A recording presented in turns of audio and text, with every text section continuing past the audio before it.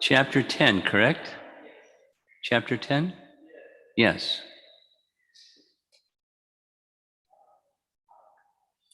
Now, I was informed yesterday that it's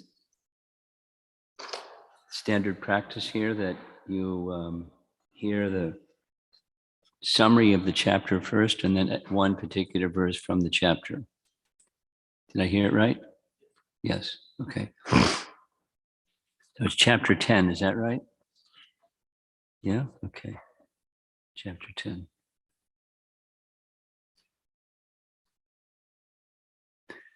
Well, there's no chapter summary for chapter 10. So I was told one of the things that's done is the speaker just reads the verses. Is that right? Sometimes. Usually you do.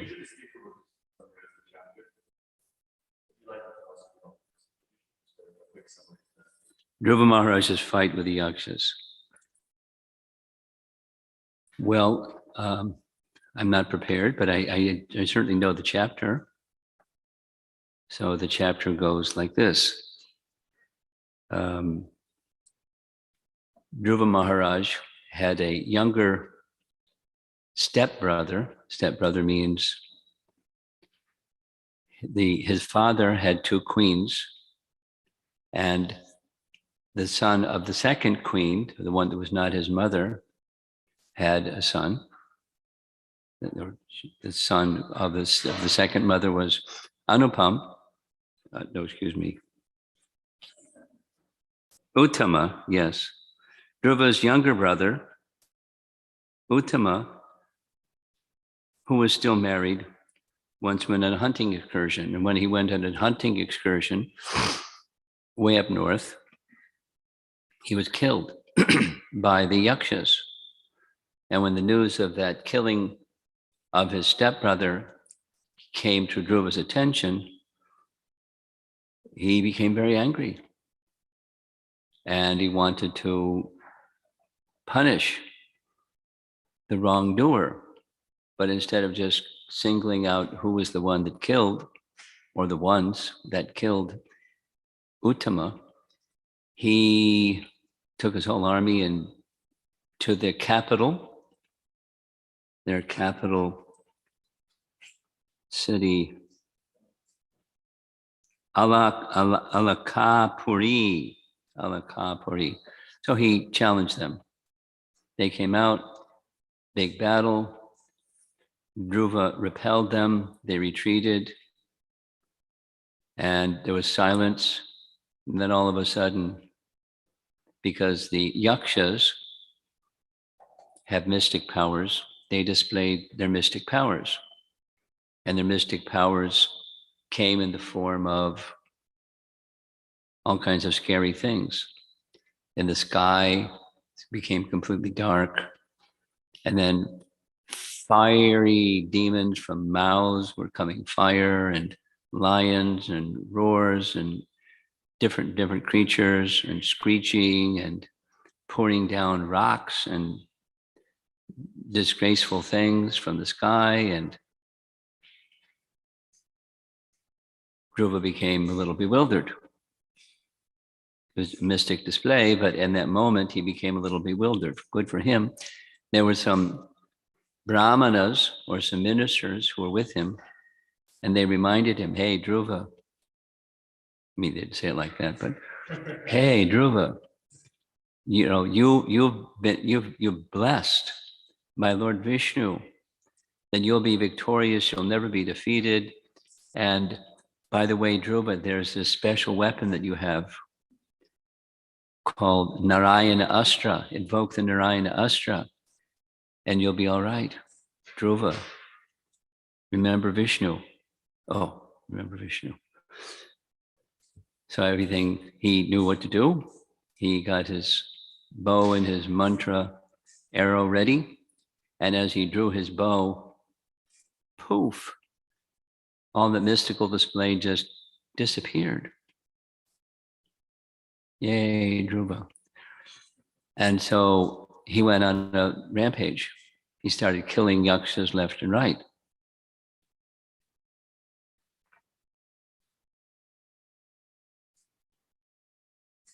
Here's what was in the sky. Within a moment, the whole sky was overcast with dense clouds, and severe thundering was heard. There was glittering electric lightning and severe rainfall.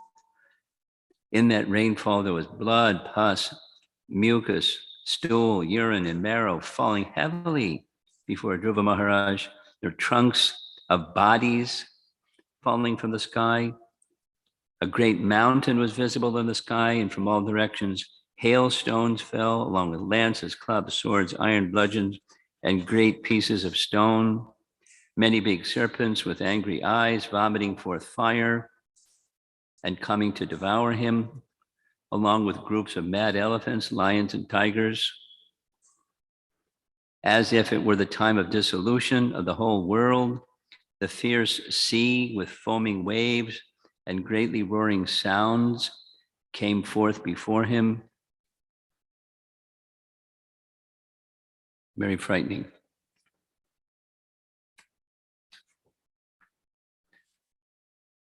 When the great sages heard Dhruva was overpowered by the illusory mystic tricks of the demons, they immediately assembled to offer him auspicious encouragement.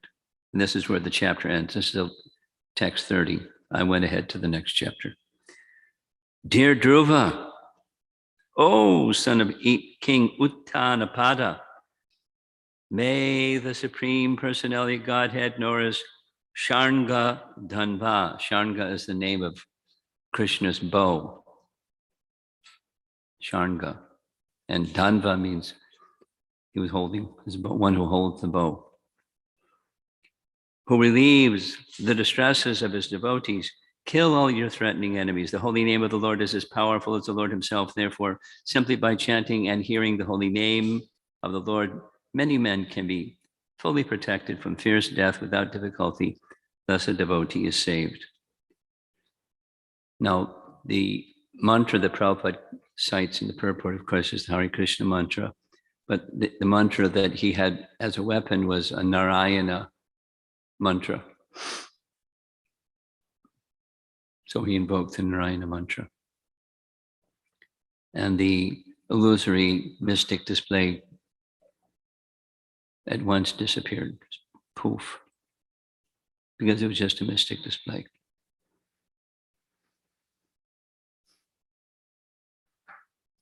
Okay, so now the verse for this morning is 30. Yeah? Yeah, okay. And we're going to chant it together, or I chant it, or what's the procedure? Huh? I couldn't hear you. What do I do? Whatever I prefer. It's already 13 minutes before the hour. And my understanding is like everything is really punctual here. So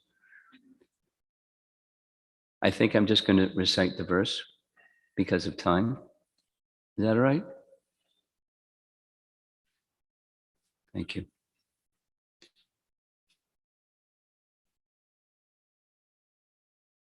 Om Namo Bhagavate Vasudevaya. Om Namo Bhagavate Vasudevaya. Om Namo Bhagavate Vasudevaya. Mulaya Uchu Attanapada Bhagavang Stavashan Gadanva Deva Kshinotva Avanatati Hara Dipakshan Yanamadeyam Abhidhaya Nashamya Chadha Loko Najasa Tarati Dushtaram Angamrityum. All the sages said, Dear Dhruva, O son of King Uttanapada, I read this. May the Supreme Personality of Godhead, known as Sharnga Dhanva, Sharanga Danva, one who bears the bow of Sharanga, who relieves the distresses of his devotees. Kill all your threatening enemies. The holy name of the Lord is as powerful as the Lord himself. Therefore, simply by chanting and hearing the holy name of the Lord, many men can be fully protected from fierce death without difficulty. Thus, a devotee is saved. Srila Prabhupada's purport: the great rishis approached Dhruva Maharaj at a time when his mind was very perplexed due to the magical feats exhibited by the yakshas. A devotee is always protected by the Supreme Personality of Godhead, by his inspiration only. The sages, by his inspiration means by Krishna's inspiration, by his, capital H, inspiration only, the sages came to encourage Dhruva Maharaj and assure him that there was no danger because he was a soul fully surrendered to the Supreme Lord. By the grace of the Lord, if a devotee at the time of death can simply chant his holy name, Hare Krishna, Krishna Krishna, Hare Hare, Hare Rama, Rama Rama, Hare Hare, simply by chanting this Maha Mantra, he immediately surpasses the great ocean of the material sky and enters the spiritual sky. He never has to come back for repetition of birth and death. Simply by chanting the holy name of the Lord, one can surpass the ocean of death. So, Dhruva Maharaj was certainly able to surpass the illusory magical feats of the yakshas, which, for the time being, disturbed his mind. Thus ends the Bhaktivedanta purports of the 4th canto, 10th chapter, entitled Dhruva Maharaj's Fight with the Yakshas. And the fight's not over yet.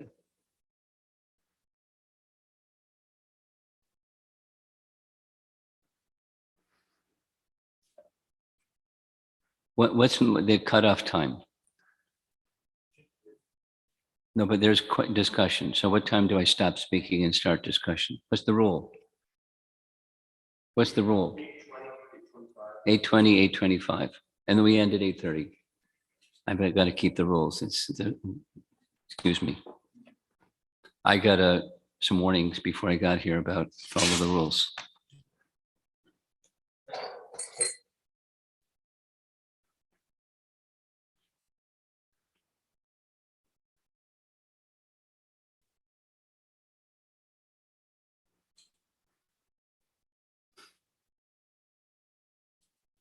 Dhruva is a very elevated personality.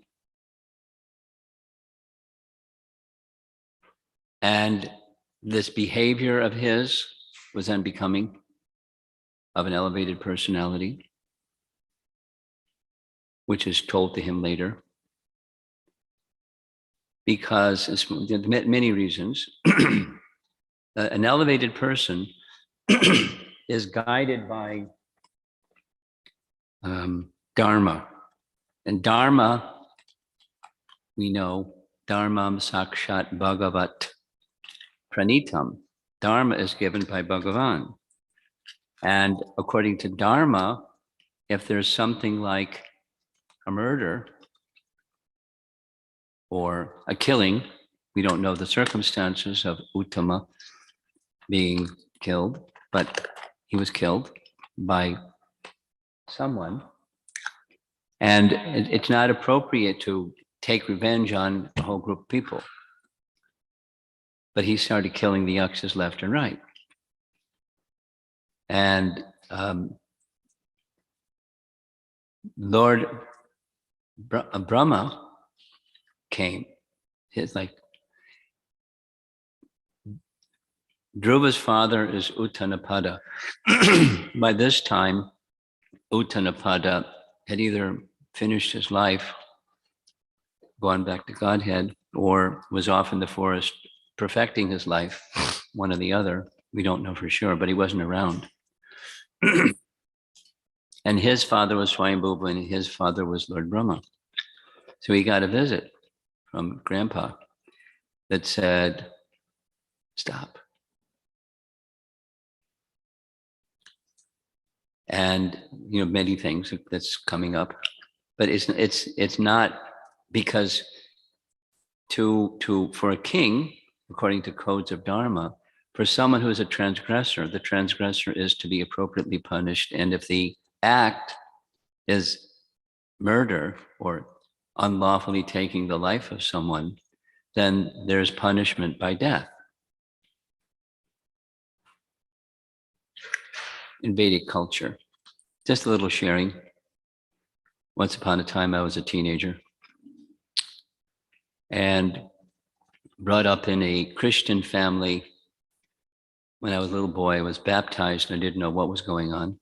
And then there's a stage that happens in many cultures when one becomes a teenager.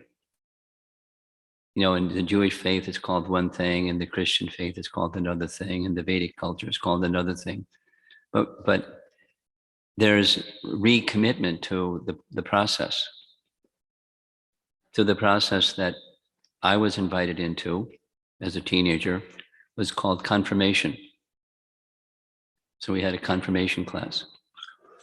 And a bunch of us were attending a weekly class. And the topic that we were to discuss was, is capital punishment something that should or should not be done? And we discussed it once a week for about 2 months, and the answer was we didn't know.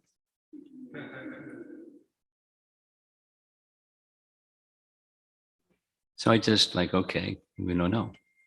Then I became involved in Krishna consciousness, and it was very clear that if one commits the act of unlawfully, that's key adjective, unlawfully taking, maybe it's an adverb, taking the life of another, there are circumstances when taking the life of another is required,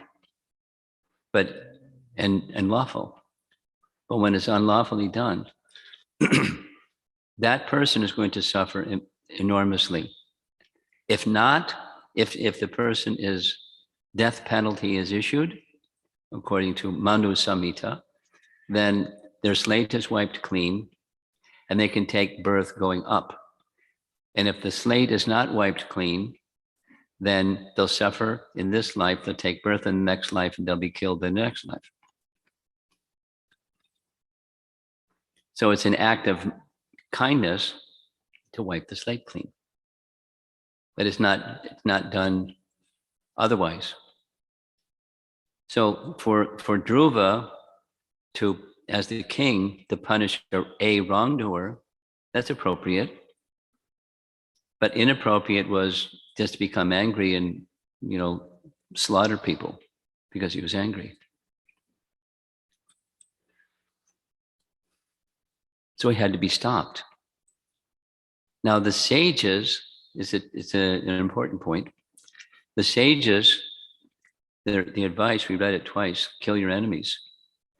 But that's not necessarily the best advice, because the whole group of yakshas, they're not the enemies. It's whoever the one that killed Uttama. Find the one, there's a process, and let there be a fair trial. And then he, execute the death penalty, but don't wantonly go off in a rampage. So that's what was told to him in the next chapter, not in those words, but that was told to him in the next chapter. And this is unbecoming. You're a great personality, and great personalities don't behave like this. So stop. And he stopped. Just like that. A great personality, all they need is sound vibration. Someone that's not a great personality, sound vibration doesn't do much of anything. I mean, corrective kind of sound vibration. The lower character personality, they hear only one kind of sound vibration: go, go, go. And if it's stop, stop, stop, they don't hear it. not so well, at least. But when Dhruva was bewildered, just the words of the sages, his illusion was dispelled. And when he was stopped, he immediately stopped. Not only he stopped, but he was told the yakshas that you're slaughtering, they're very dear to Kuvera, and you need to go apologize to Kuvera, fall at his feet and beg forgiveness for Kuvera. He didn't have to do that. Kuvera came to him and said, thank you for stopping. Kuvera didn't smash him. He could have. A king or a powerful person has power, and power isn't bad if it's properly used, but power that's not properly used can be really bad. Really bad. It's like technology.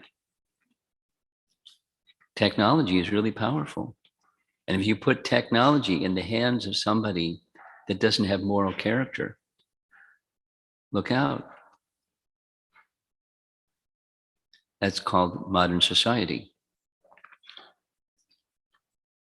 This technology, that technology, in the hands of people that don't have a moral compass, or worse, they're avowed atheists.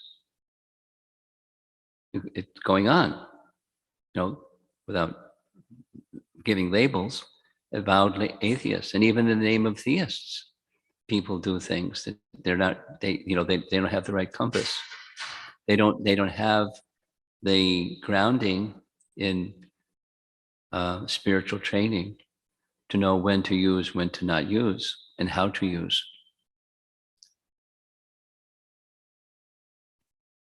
And that's the world in which we live. So what to do? One what to do is, let's get out of here. This place is crazy.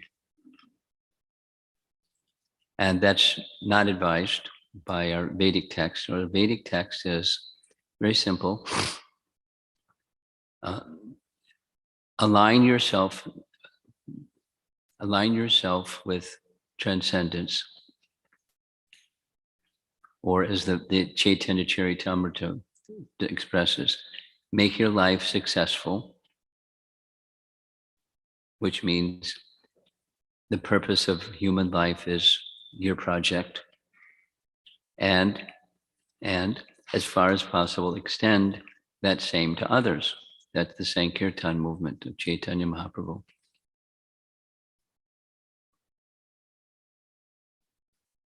Like Vyasadeva, even before the madness of Kali Yuga started flowing and getting worse and worse and worse, he saw it coming. And it was yikes. Look at that. What to do? I have to do something. So what did he do? He compiled the Vedas, and then eventually this full expansive Srimad Bhagavatam, and he taught it to his son to propagate it.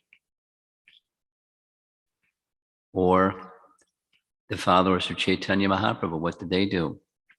They heard teachings, they made their life perfect, and they wrote under his Mahaprabhu's instructions, wrote literature that encodes his teachings of transcendence, and starting with Jiva Goswami and onwards, propagate it.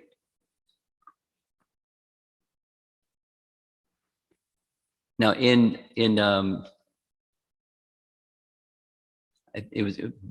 Brown University is an Ivy League school in Providence, Rhode Island. And when I was involved in establishing a club, a Bhakti Yoga club at Providence in Brown University. What I did was I just took the principles from ISKCON, the incorporation papers, and put them in the document that said this is the purpose, because you're supposed to say the purpose. And they took exception. This word propagate, we don't like.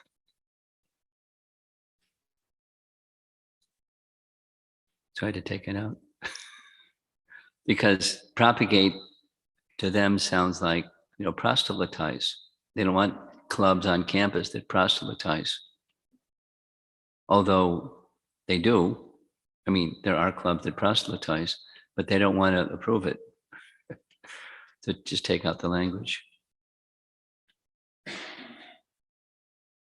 But propagate means propagate. It means extend into the world, into the consciousness of people, the values, which, the rest of what Prabhupada's Incorporation document says, the values. And that's nice. That's a nice word. Value education. That's a nice word. Very euphemistic sounding. But values that are minus the foundation of sound vibration coming from Bhagavan, it doesn't support the value. Because of the audience, I'm going to do another little one. Some years ago, one of the devotees that I associated with, a disciple of Hridayananda Maharaj, was Prasanatma. And his father was a professor at Oxford in Mississippi, University of Mississippi. So together, Prasanatma and I went to University of Mississippi. And his father had a double PhD in philosophy and PhD in religion. And he was, a well-known man. And when I went to visit in Oxford, there was another South Indian professor, K.P. Sridharan, who, we had a little home gathering at his home, Dr. Sridharan. And when I went there, I met his son. His son was 14, and he had just graduated from high school at 14, and he was the valedictorian of his class, of his graduating class at 14. Smart boy. And then after the program, his 14-year-old son, Arun, said, I asked a question of my father, and he said, just wait till Swamiji comes and he can answer your question. So I knew it was coming. It was like stump the Swami question. And the question was, how do I answer my friends at school when they say, why are you a theist? Why don't you be honest? And wouldn't it be more honest if you were just to say, I don't know? Instead of saying God, just say you don't know. Be an agnostic moralist. And just, you do the right thing because you do the right thing. Because you believe in doing the right thing. So why not be an agnostic moralist? Why is it better to be a theistic moralist? And I came asked my dad. My dad said, ask Swamiji. So I didn't feel I was in a hot seat because it's a very easy answer. I said, if you don't have a frame of reference, first of all, morality is and laws come from Bhagavan. So supposing you don't have Bhagavan, you just have laws or an idea of morality. And it's through passage of time, it all starts to fade and move like a kaleidoscope. I gave him an example. Said there is somebody I know that had the service of being in charge of the guidance counseling divisions for all the public high schools in the city of New York. Imagine having that service. And the Board of Education have regular meetings. In one of the meetings, they had fun. 10 years ago, what it took to get kicked out of a classroom. And one of there are three things. She shared this with me. If you speak out of turn, you're kicked out of the classroom. If you talk back to the teacher, you're kicked out of the classroom. If you speak without raising your hand, you're kicked out of the classroom.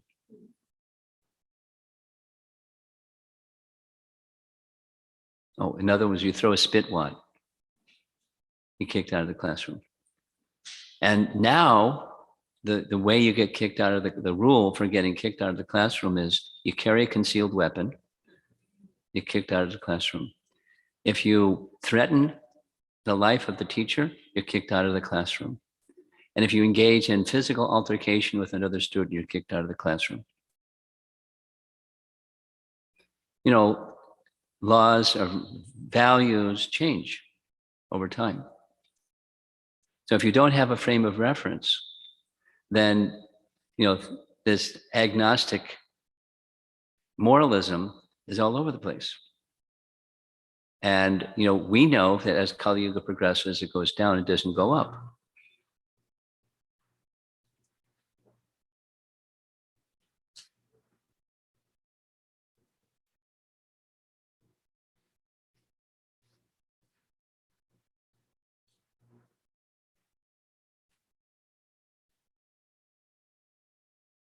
So not just because it's pragmatic or convenient, that's a reason. But in fact, what is to be done and not to be done comes from Bhagavan. And without frame of reference, then it's anybody's, creative spree to say what's to be done, what's not to be done. And so it goes on. And you have this group in bashing that group. And they sometimes get really heavy. And it's not just, growl. They hit, and they do other things because they disagree with what the standards of what's to be done, what's not to be done. It's a symptom of Kali Yuga. So, but therefore, the option to Kali Yuga turmoil is there's very clear standards of what's to be done. So fortunately, we have Srimad Bhagavatam, and fortunately we have a standard, a guideline to go by, what's to be done, what's not to be done.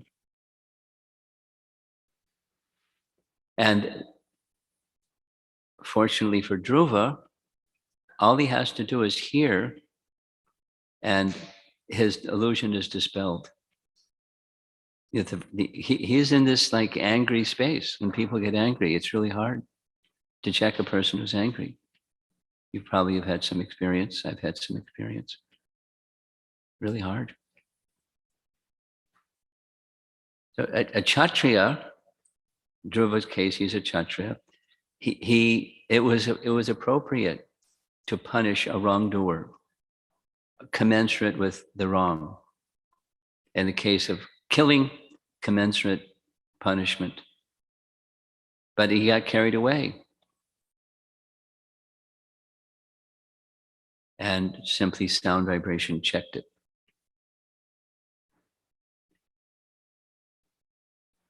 Now they reminded him that he was blessed by Vishnu, how long he would live, and and his destination after this life, and he already knew the script. He was reminded, you're an elevated person, behave like an elevated person, please. That's the next chapter.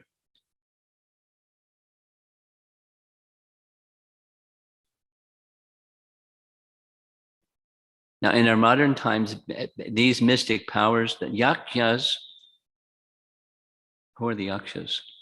They're assistants of Kuvera. They're not described about them, but they're assistants of Kuvera. They're warlike, and they have mystic powers. They're under Kuvera's subjugation. They're obedient to Kuvera. And they have some malevolent side to them. Not always, but sometimes. And they're really powerful. Dhruva wasn't intimidated by that. And he went rushing right to their capital.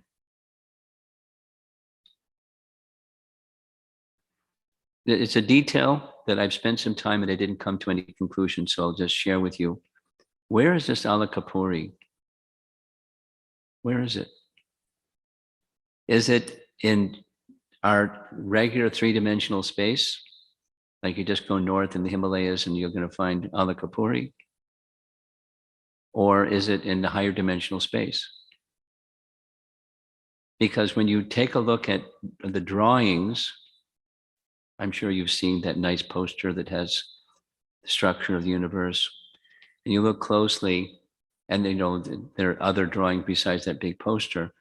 The realm of the yakshas it's above Bhumandala. It's below Svarga, but it's above Bhumandala. So it's in this Bhuvar Loka region. Bhuvar Loka is above the earthly realm and below the heavenly realm. And there's all kinds of entities, Bhaktisiddhanta's word, that reside there in that Bhuvar Loka region. And commonly, the yakshas are pictured as, or depicted as having, that's their residence.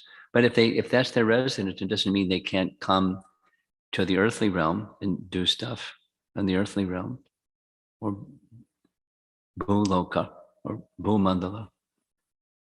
So exactly where Dhruva went, it's not clear.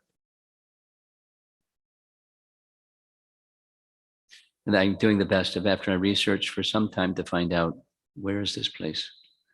Where do the yakshas reside?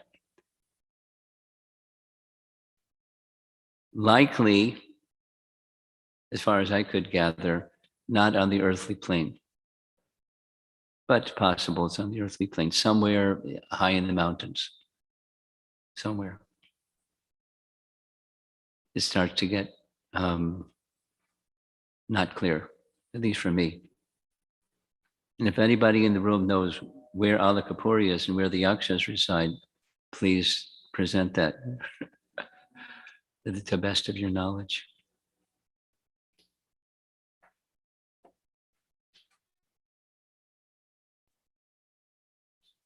Next chapter, Kuvera is going to visit Dhruva, thank him for stopping, and give him some benedictions. Now, he could have done something other. He could have admonished him or punished him because he violated Dharma. He was killing innocent people. That's against Dharma. He didn't. He could have. He's very powerful, but he didn't.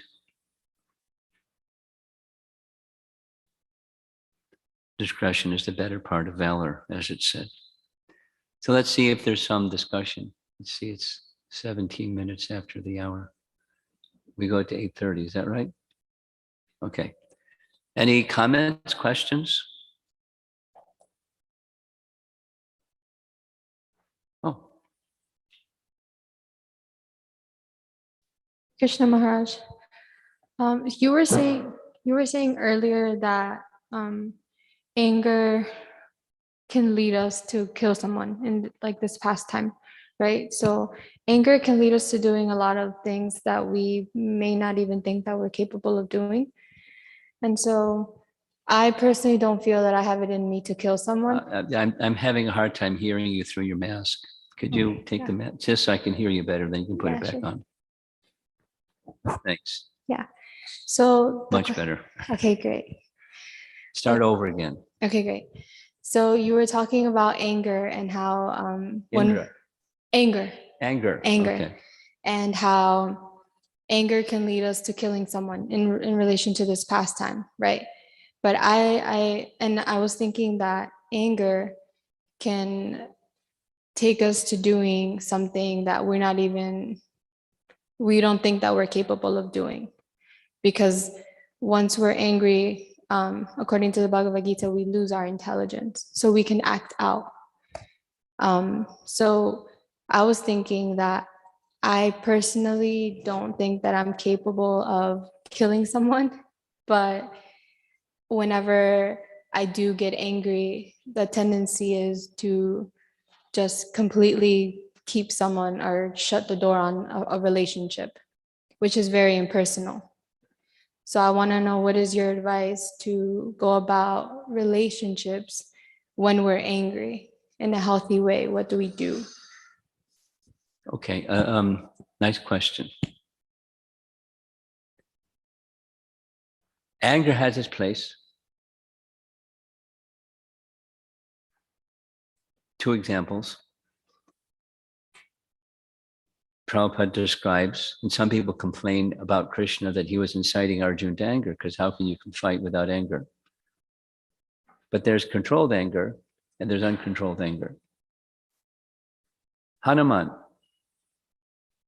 is the other example. He wanted to use his anger. Sita said no. This is like,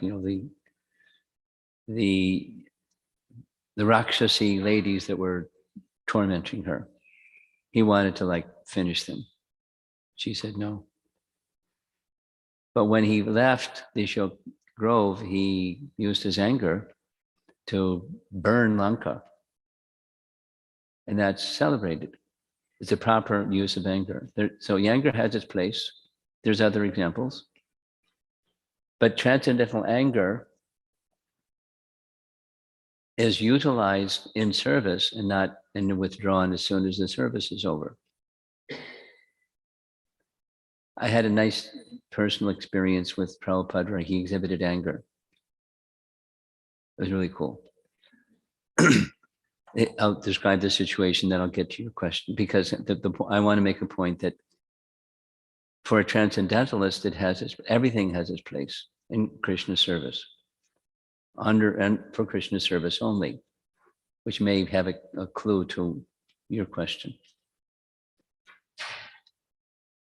This was at Henry Street Temple in Brooklyn. And while at the Henry Street Temple in Brooklyn, there was no BBT. It was called ISKCON Press. And ISKCON Press was based in Brooklyn, and they had their press or their operations over on Tiffany Place, where it was like a warehouse kind of thing, and they did what they did over there.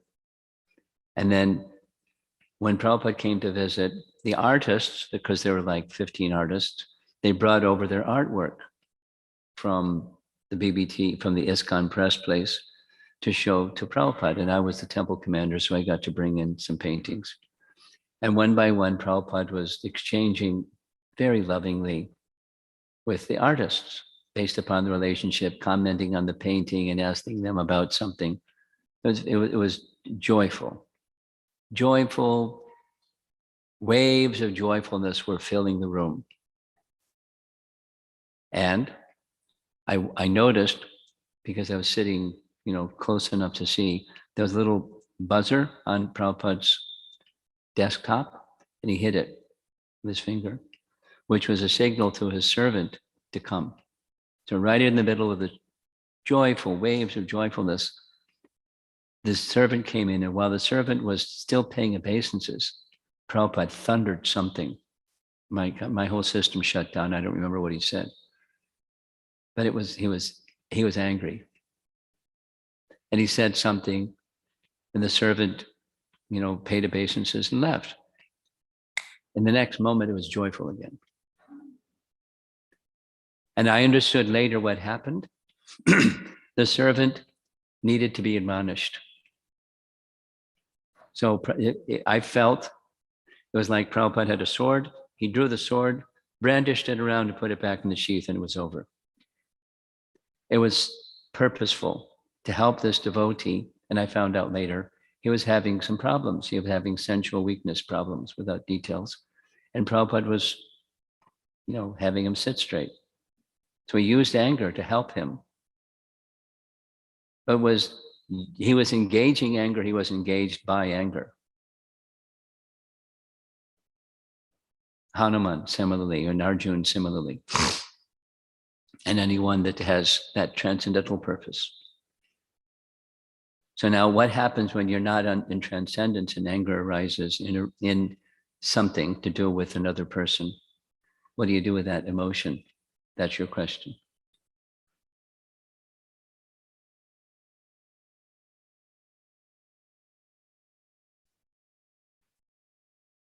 A really simple way of responding to your question goes like this. It's called Stress Management 101. Life throws a rock at you and it hurts.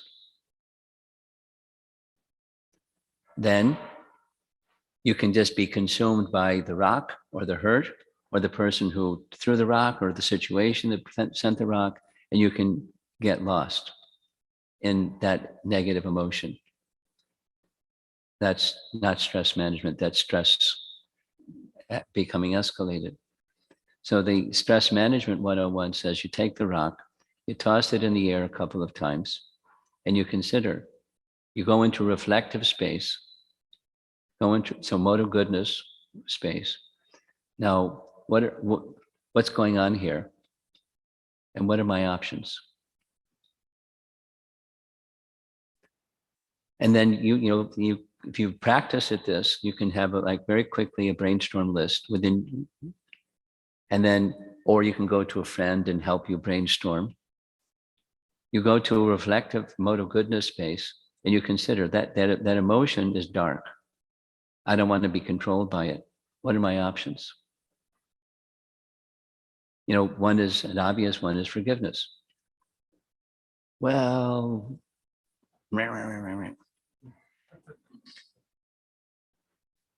so what are your options? The do unto others, the golden rule principle.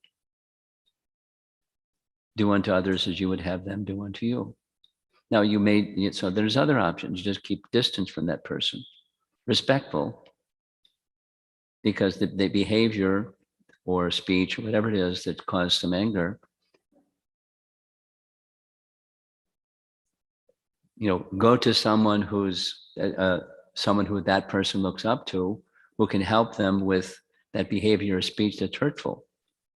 Not in the mood of get back, but in the mood of service. So when you have a nice little brainstorm list, you rule some things out, then you have some things left, and then you choose one. But then you're in the mode of you're in the mode of goodness, and you're thinking, what's the best way to be in service to Krishna and Guru in this circumstance and this person? Maybe it's the best to just keep a safe distance. Not in an impersonal sense, but rather than irritating them and yourself. But that depends then on your spiritual strength and your capacity to be an instrument of goodwill. And be realistic with what your capacity is. But avoid the retaliation, to get back. And that's earlier in this chapter about Dhruva, because that was his thing. I want to get back. I want retribution. And even though he was given good advice, that's not going to help you. I'm sorry, but I'm a Kshatriya spirited person, and I want to get back. So seek good association to help you brainstorm properly, make your best effort to be reflective and to be in the service mood. Don't let that service mood disappear. How can I be of service to this person, this situation, this circumstance? You may not have an answer, but it checks the anger. And then that energy gets to be redirected.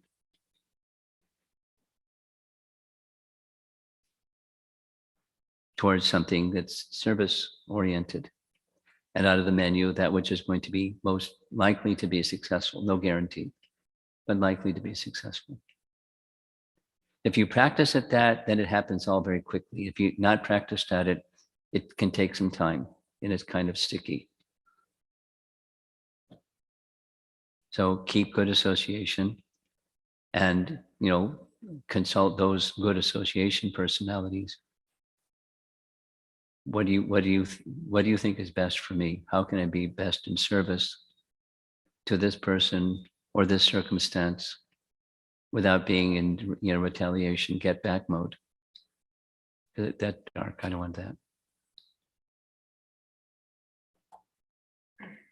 And you practice at it and practice at it, and it becomes second nature.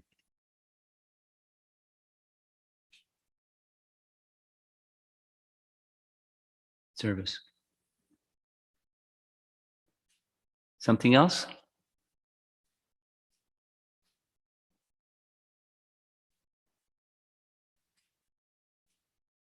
I just had a small question kind of about Dhruva Maharaj and how in the last chapter it's described how one of his benedictions that Vishnu said would happen is he would inherit the kingdom, and also that his brother would die in the forest. And I was wondering why Dhruva, he got upset after his brother died, but also he didn't tell Vishnu to not give him that benediction or something like that. Well, it wasn't exactly a benediction. It was more a forecast. Like this is going to happen. Like all kinds of things were going to happen. So he got a picture of what's down the road of time, so that he could be prepared and not be surprised when down the road of time it happened. So in other words, sanctioned by, or at least under the supervision of Vishnu, this is going to happen. So your question specifically is what? Why did he forget what he heard from Vishnu? That's not your question, is. I think you answered it. I was just thinking that like Vishnu wanted to satisfy him, so he was like, No. "Your brother's gonna." My understanding of that section is he wanted to get back at his stepmother. I mean, that was the initial. He gave that up, but it was a desire. So his mother is going to die. Stepmother is going to die when she comes to know that Uttama has been killed. She went to the forest and she died. So your retribution against your stepmother, there. You didn't have to do anything. But because she did a wrong thing, she's accountable for her wrong thing. And this is how it's going to be held accountable.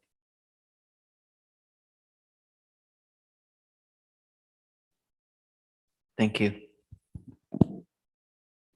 Anything else? Yes?